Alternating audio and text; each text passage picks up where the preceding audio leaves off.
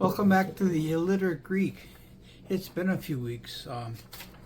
It's been an interesting time for me in dealing with some health issues, and it brought up another familiar verse, Hebrews 10:25. Not forsaking our meeting together as believers for worship and instruction, as is the habit of some, but encouraging one another, and all the more faithfully as you see the day of Christ and his return approaching. We live in wicked times, and the tendency is to want to hide away and shelter ourselves, but that's not what we're being called to do. Again, not forsaking our gathering together.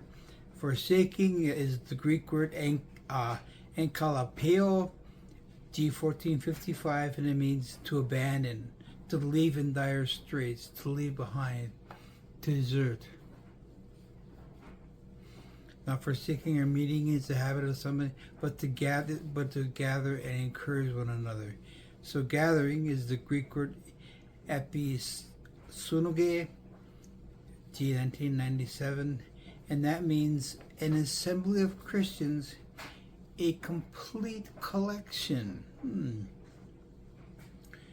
So the reality is we are not complete without one another.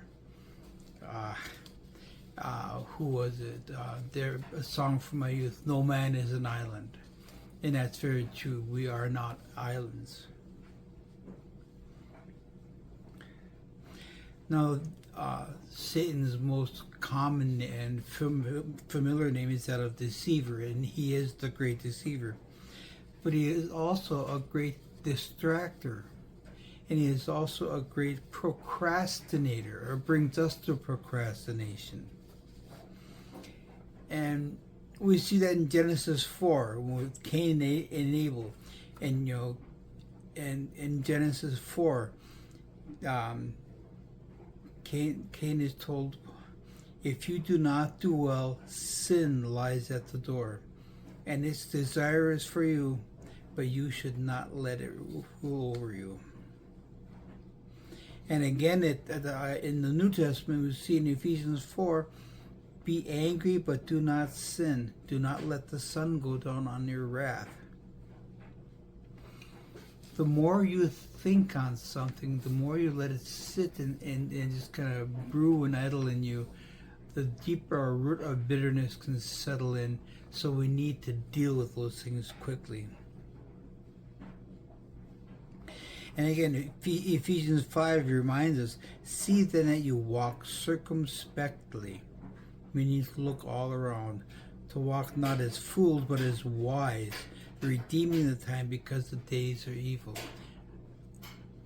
It's more and more obvious that the world around us is in an evil condition from the enemy. But God is still here. God is still greater. So we are not meant to be lone wolves off on our own loners, but members of one another, strengthening, encouraging, and protecting one another. Let's take a look at Ephesians 4. Now, Ephesians 4, we very commonly look at that as the definition of the fivefold ministry, and all those apostles, prophets, evangelists, teachers, pastors. But what are they there for?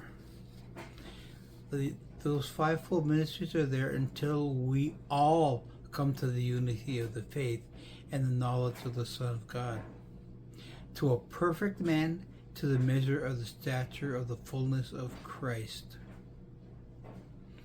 We can only attain that goal by remaining together, loving one another, forgiving one another, and not holding offense, quickly and completely forgiving.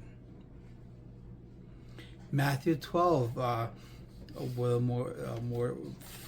the more marked instances of Christ arguing with the Pharisees and the scribes. And they said that he was casting demons out in the new Beelzebub, and he told them, no, that's not right. And we were told, united we stand, divided we fall.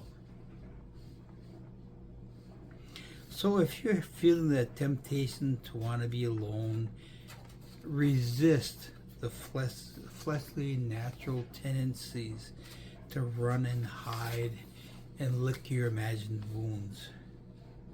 Instead, turn to the love and protection of the family of God.